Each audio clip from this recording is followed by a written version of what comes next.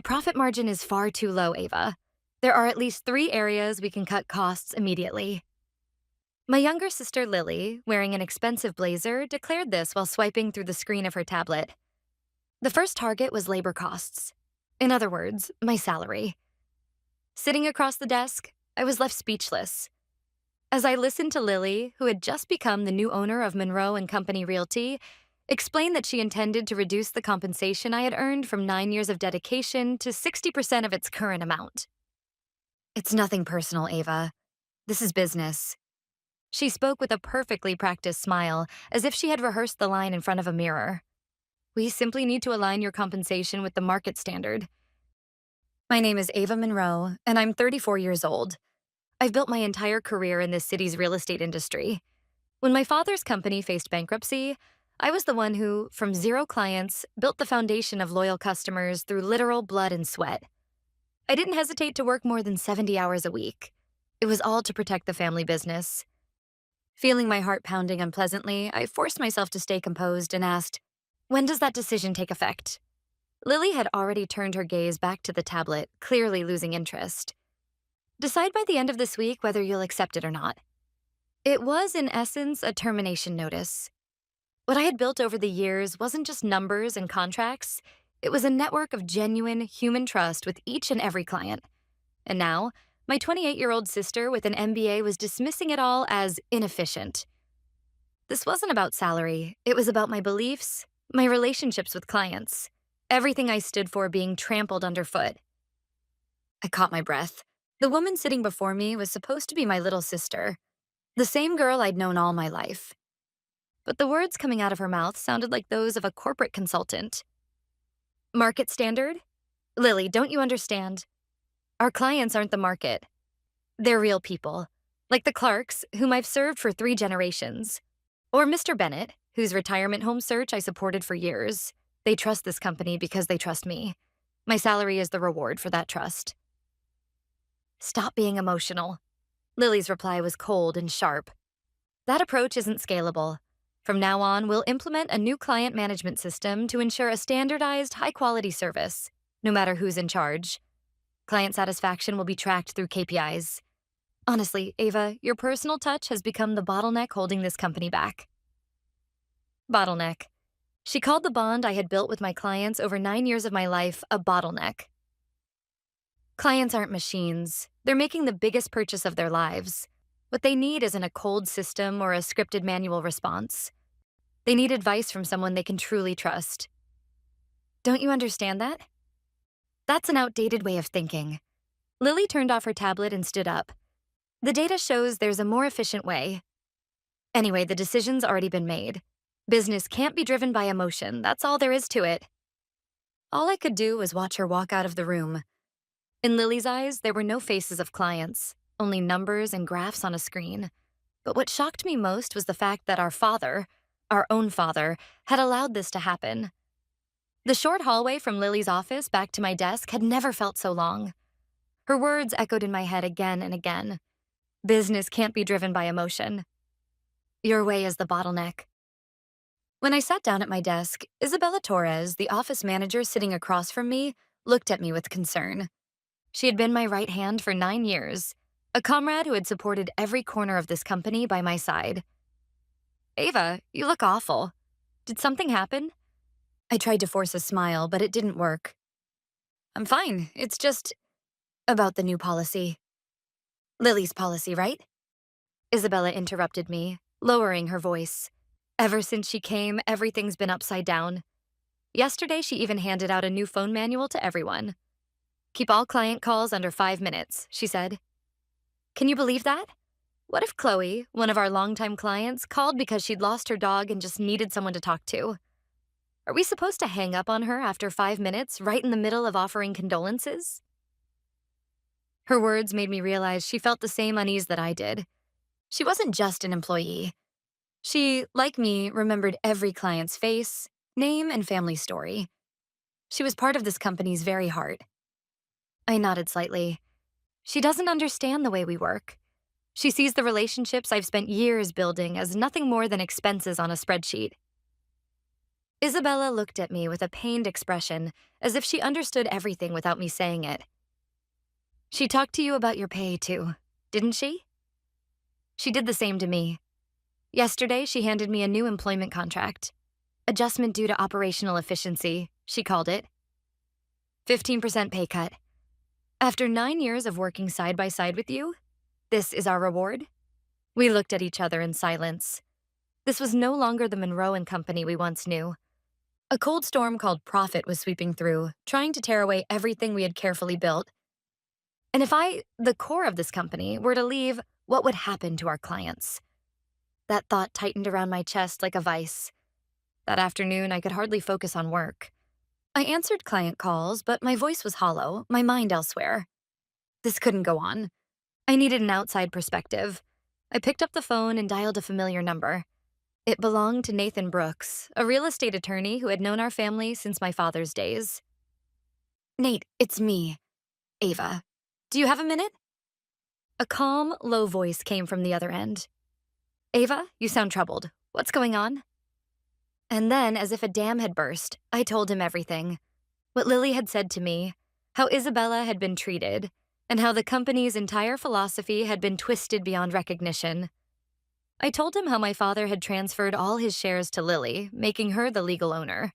When the company faced bankruptcy years ago, I didn't contest his decision, because I never sought that role for myself. I wanted to honor my father's belief that the business should stay in the family. So instead of taking the CEO title, I chose to become Lily's advisor, her silent guardian, while holding the company's true reins from behind the scenes. When I finished speaking, Nate was silent for a long time before finally replying in a steady voice. I see. Legally speaking, the shares make Lily the rightful owner. Unfortunately, without a signed agreement, any verbal promise holds no binding power. So I just have to sit back and watch as the company my father and I built gets turned into a soulless machine that worships profit? My voice trembled so much I barely recognized it as my own. Ava, what is a company? Nate's voice was calm, yet it cut straight to the heart. Is it that office? The sign on the wall? No. The real asset you've built over these 9 years, what is it? I couldn't answer. It's the expertise in your head and the deep, unbreakable trust you've built with each client. He continued, Lily may own the company, but she doesn't understand the value of its greatest asset. And that asset, Ava, can't be taken from you. Not by her, not even by your father. My asset. Exactly. And don't forget, wherever you go, that asset follows. So think carefully, Ava. What is it you truly want to protect? And is that place really where you can protect it? Even after hanging up, I sat there for a long time, still clutching the receiver in my hand. Nate's words echoed in my mind. Your asset follows you wherever you go. At that moment, within the darkness of despair, I felt a faint but undeniable light flicker to life in my heart. After my call with Nate, I spent the rest of the week thinking. Constantly. Restlessly. Lily's deadline was fast approaching. Would I accept the 60% pay cut and follow her methods? Or would I walk away from everything and leave this company behind? On Saturday night, I sat alone on the couch in my living room. 9 years' worth of notebooks were stacked neatly on the table before me. Each time I turned a page, a client's face came to mind. The young couple, nervous about buying their first home. The family who moved into a larger house after their baby was born. The elderly couple who spent their retirement savings to secure their final home. I hadn't just sold properties. I had stood beside people at some of the most important turning points of their lives. Lily had called that approach too personal and inefficient. But to me, it was everything. Those connections were what I truly wanted to protect. They were the heart of my pride, the meaning of my work. Nate's words came back to me. What is it you truly want to protect? The answer was already clear. What I wanted to protect wasn't the name Monroe and Company. It was my clients, the people who trusted me. It was the bond we shared. And to protect that bond, I couldn't stay there any longer. Under Lily's management, sooner or later, that trust would be broken. And that was something I could never allow. My eyes drifted to the computer screen. Without realizing it, I had begun typing a few words into the search bar. Commercial office lease. Real estate license independent. Small business funding. As I scrolled through the endless links on the screen, I felt the fog in my head begin to clear. I didn't have a concrete plan yet. I had no funding lined up, no office space secured, but for the first time, the path ahead was clear. Lily, you're wrong. The most important thing in business isn't profit margins, it's trust between people. And I'm going to prove it. In my own way, my resolve was firm. I was no longer bound by the chains of the family business. It was time to walk my own path. On Friday morning, the deadline, I arrived at the office earlier than usual. Before giving Lily my final answer, there was someone I needed to speak with first. The office was still empty, except for Isabella, who was quietly preparing for the day at her desk. Good morning, Isabella. Do you have a moment to talk? Sensing something serious in my tone, she immediately pulled her hands away from the keyboard. Of course. What is it, Ava? Today's the day you have to give your answer, right? We walked to the break room, the only place where we could talk in private. I took a deep breath before speaking. I've made my decision. I'm leaving the company. Isabella looked startled, but after a moment she nodded slowly, as if she'd already known. I see. I had a feeling you would. You could never agree with Lily's way of doing things. That's true, but I'm not just quitting, I continued. I'm going to start my own company. Her eyes widened. Seriously? Ava, you mean... Nothing's decided yet. I know it's a reckless move, but I don't have another choice.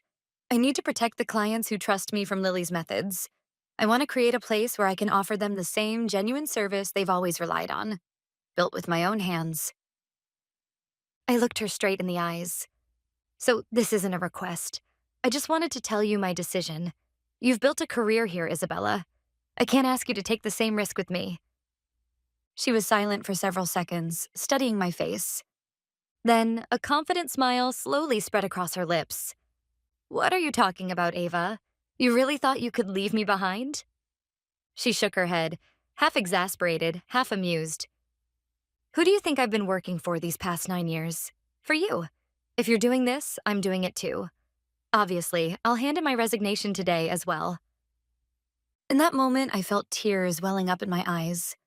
I had prepared myself to fight this battle alone, but I was wrong. Right there beside me stood someone who shared my vision completely, a true partner. Without saying a word, we reached for each other's hands and held them tightly. After sealing my promise with Isabella, I took an envelope from my desk and walked toward Lily's office. I knocked on the door. Come in, came a short reply. When I entered, Lily was already in the middle of a video conference. Noticing me, she turned to the screen and said, I'll be right back, before facing me with a cold, expressionless look. Good morning, Ava. Have you made your decision? Yes, I answered calmly and placed the envelope on her desk. Read this. Lily frowned slightly, picked up the envelope, and unfolded the letter inside. It contained just one sentence. Due to personal reasons, I hereby resign effective today. For a brief second, the professional mask on her face slipped, revealing genuine shock. You're resigning? Are you serious? Over a salary adjustment? This isn't about salary, Lily. For the first time in days, I looked my sister straight in the eyes, calmly, steadily. This is about principles, about my beliefs, toward my work and my clients. I can't work under your methods. That's all. Lily leaned back in her chair, studying me as if assessing a stranger. Don't be foolish. What, you're going to join some other real estate agency? Let me remind you, this industry's small. I'll figure that out, I lied. There was no reason to reveal my real plan just yet. Lily scoffed and, as if already bored, reached for my resignation letter. Fine, I'll notify HR. Make sure your desk is cleared by this afternoon. At that moment, the office door opened again, and Isabella walked in. Without hesitation, she stepped up to Lily's desk and placed an envelope identical to mine right beside it. I'm sorry, Miss Lily, she said clearly. I'm resigning effective today as well. This time, Lily's expression froze completely. That scenario, the company's top agent and her trusted office manager walking out on the same day, was probably never covered in Lily's MBA textbooks. In the days following our departure, Lily acted swiftly. Her response was far more malicious and direct than we could have imagined. Just as Isabella and I had begun sketching out the first outlines of our future plans, the phone rang. It was Mr. Bennett, one of my longest standing clients, and his voice trembled with anger. Ava, what on earth is going on? I just got a call from your sister's office. They said you were fired for a serious contractual mistake that cost the company money. They even told me my own deal nearly fell through because of you. I felt the blood drain from my face. Lily wasn't just trying to block my return to the industry, she was trying to destroy the very foundation of my career, trust, by spreading lies. All I could do was whisper, "None of that is true." But behind the scenes, things were unfolding far beyond what I could imagine. I wouldn't learn the full extent of it until everything was already over. Later, Mr. Bennett himself told me what had happened. After hanging up with me, he immediately called Mrs. Clark, another long-term client. "Something's not right," he told her. "Ava would never do something like that." That single phone call became the spark that lit the fire. Mrs. Clark began reaching out to other clients, widening the circle. Lily's malicious lies became a test of loyalty, a crucible of trust. And my clients did not waver. If anything, her lies united them. They began saying one thing in common: we have to find Ava. That movement spread quickly, across community bulletin boards, local forums, and neighborhood social media groups. A few weeks later, one client even showed me their smartphone screen, their voice full of excitement. "Look, people were posting messages like these." Monroe and Company's attitude has suddenly become hostile. It doesn't make sense that Ava was fired for no reason after all her years of service. Does anyone know how to reach her? At the time, of course, I knew nothing about any of it. I was still reeling, powerless against Lily's attacks. But the arrow she'd fired to isolate us had turned, like a boomerang, into the very network that would lead people straight to us. The rumor that clients were looking for me reached us through Nate. "Ava, this isn't the time to stay in hiding," he said, his voice charged with energy even through the phone. "Build a new foundation. Fast. People are waiting for you." Those words lit a fire under us. Isabella and I moved at full speed, applying for bank loans, signing an office lease. Everything seemed to fall into place with remarkable speed, as if fate itself were propelling us forward. And then, just a few months after leaving the company, Homestead Realty Partners was born. The boxes were still stacked in the corners of our small office when we opened our doors for the first time. There were no grand announcements, no flashy promotions. We had only told a few trusted clients, through Nate, that a new home base was ready. On the morning of our grand opening, exactly at 9 a.m., the office door swung open. Standing there were Mr. Bennett and Mrs. Clark. "We found you, Ava." And with that, people began pouring in, like a flood. Clients I'd worked with for years, their families, their friends. Our small office was quickly filled with laughter, warmth, and energy. I saw the post on the community site. My friend messaged me. I came right away. They laughed off the lies Lily had spread and celebrated our new beginning with genuine joy. In the middle of the excitement, the phone rang. The caller was Mr. Whitman, the largest property owner in town. "Ava, word about your new company is all over the industry. I want you to handle all of my properties. I'm done with your sister's way of doing business." It wasn't just clients anymore. Even premium property listings, the very backbone of business, started coming our way. The phones wouldn't stop ringing. Congratulations, partnership offers, and contract requests came one after another.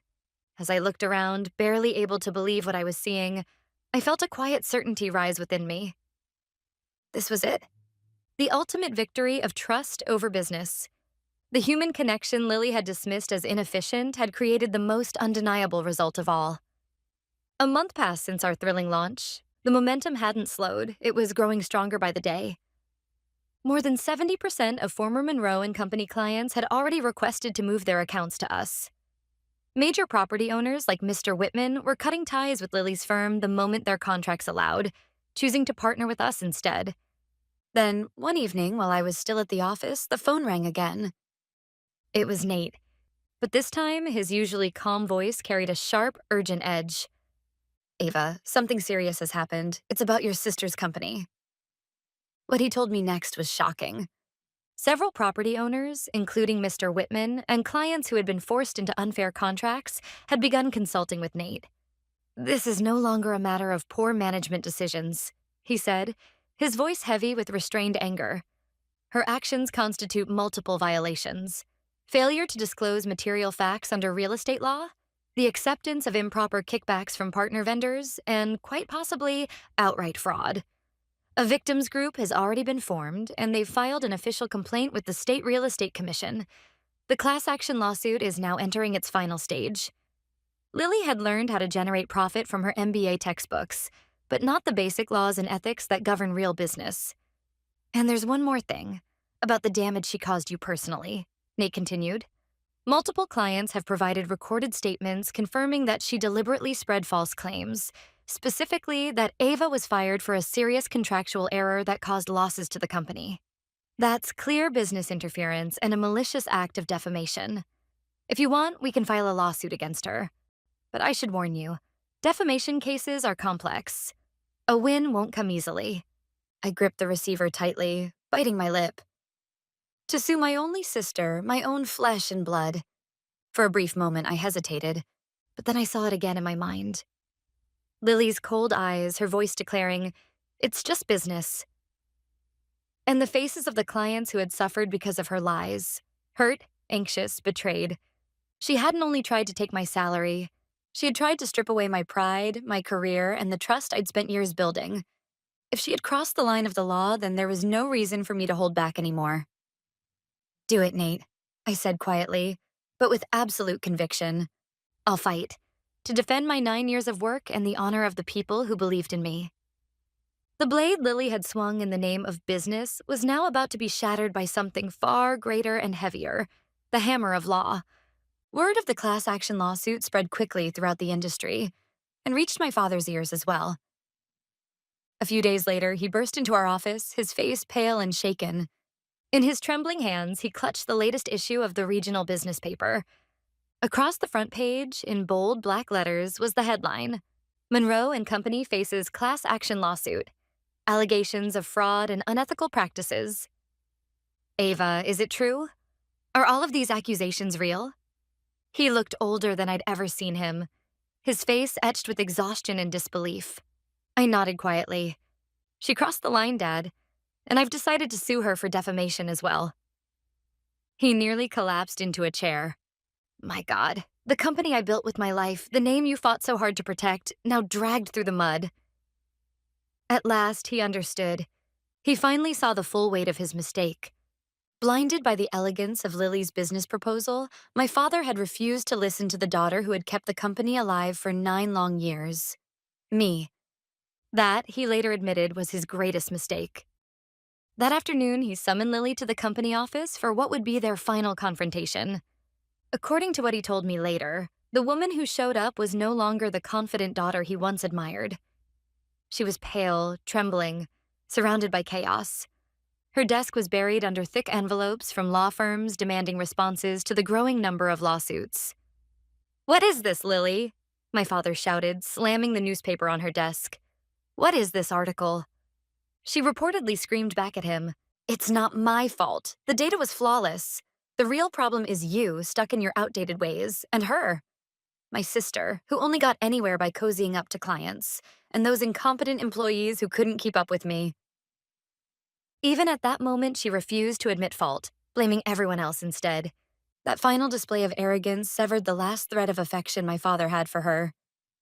"Enough," he said quietly, but his tone carried finality. "What you've done isn't business. It's destruction. You are unfit to be a leader. No, unfit to be called a human being." Right then and there, my father called his attorney and resigned from every remaining position he held within the company. He ordered the immediate submission of his formal resignation. Then he turned to Lily and delivered his final verdict. "I disown you. You are no longer part of this family. Pay the damages with the assets I gave you. You'll receive not a single cent more from me." In the end, Lily had destroyed not only the company's leadership, but the very foundation of her family, the final sanctuary she had left. A few days later, the doors of Monroe and Company were covered with yellow court notices, stamped in harsh red ink. Notice of seizure. It was an unceremonious end to what had once been our family's proud legacy. 2 years passed. I eventually heard through the grapevine what had become of Lily. She lost the class action lawsuit completely and was forced to pay enormous damages. liquidating nearly all the assets our father had given her. The State Real Estate Commission imposed one of its harshest penalties, just short of permanent revocation, a long-term suspension of her license and a massive fine. It was, for all intents and purposes, a lifetime ban from the industry. She also lost the defamation suit I had filed against her. Nate told me that when she appeared in court, she was barely recognizable, her once flawless confidence replaced by exhaustion and defeat. By court order, a small apology notice appeared in the corner of the local real estate paper. We sincerely apologize for the statements that severely damaged the reputation of Miss Ava Monroe. Those few lines must have shattered whatever pride she had left. Disowned by our father, stripped of her wealth and abandoned by her peers, Lily disappeared into a town where no one knew her name. The data and efficiency Lily had worshipped so blindly meant nothing in the courtroom. My new company, Homestead Realty Partners, has continued to grow steadily ever since. Our team has expanded, and Isabella is now more than just my right hand. She's my co-founder, my equal. Together, we still follow the same approach Lily once dismissed as inefficient. We take time with every client, listen to their stories, and stand beside them through each chapter of their lives. What I did wasn't revenge. It was proof. Proof that beyond the polished logic found in MBA textbooks, the true foundation of any business lies in the invisible bonds of trust between people. And that chasing short-term cost cuts and profit margins can destroy a company's most vital, irreplaceable asset. An asset that never appears on a balance sheet. Trust. The greatest success isn't defeating someone else. It's building a life where you can share happiness with those you trust by doing things the way you believe in. The windows of our office still glow with a warm light each evening. It's the same light I lit alone 9 years ago. And now, with many by my side, I continue to protect it. A light that will never fade. The light of trust.